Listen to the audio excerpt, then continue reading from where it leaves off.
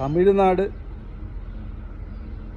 ദേവസ്വം മന്ത്രി ക്ഷേത്ര ദർശനത്തിന് വന്നപ്പോൾ ദർശനം നടത്താൻ വേണ്ടി 4000 രൂപ കൈക്കൂലി മേടിച്ച ഉദ്യോഗസ്ഥൻ സസ്പെൻഷൻ. അതെന്തായാലും നമ്മുടെ വിജയണ്ണൻ്റെ സർക്കാരിന് അഭിനന്ദനങ്ങൾ.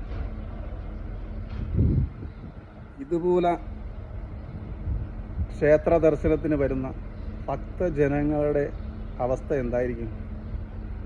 മന്ത്രിയുടെ 4000 രൂപയാണെങ്കിൽ അവിടെ വരുന്ന സാധാരണക്കാരൻ്റെ ഇരുന്ന് നല്ല രീതിയിൽ ദേവനെ വിറ്റ് കാശുണ്ടാക്കണ കുറേ നാറികൾ. ആ പളനിയിലൊക്കെ പോയി അറിയാനുണ്ട്. 100 രൂപയ്ക്ക് ഒരു ക്യൂ, 200 രൂപയ്ക്ക് ഒരു ക്യൂ, 500 രൂപയ്ക്ക് ഒരു ക്യൂ. ഭഗവാനെ കാണാൻ വേണ്ടി വരുന്നതാണ്, പൈസ പിരിക്കാൻ വേണ്ടി.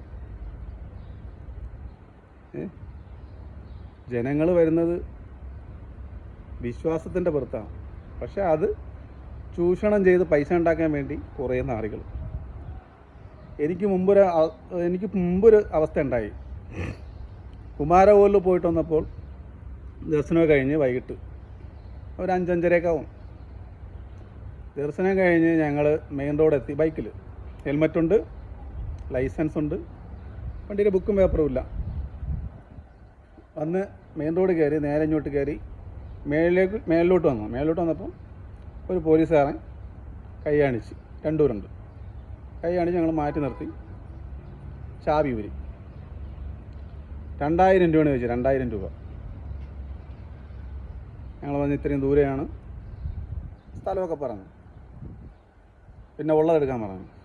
ഞങ്ങളെല്ലാം കൂടെ നുള്ളി പറയുമ്പോൾ ഒരു 1000 രൂപയ്ക്കകത്ത് ഞങ്ങളുടെ കയ്യിലുണ്ടായിരുന്നു 2 പേരിൽ. അതിനെ വാങ്ങി പോക്കറ്റിട്ട് റെസീറ്റ് പോലും തന്നില്ല നമുക്ക്. ചാവി അപ്പോഴും തന്നെ എടുത്ത് കൈ തന്നു, കൊണ്ടുപോകുന്നു പറഞ്ഞു. അങ്ങനെയൊക്കെയാണ് ചില ഉദ്യോഗസ്ഥന്മാർ കാണിക്കണം നെറികേട് തമിഴ്നാട്. അതിനെന്തായാലും ഒരു അറുതി ഉണ്ടാവും എന്ന് വിശ്വസിക്കാം.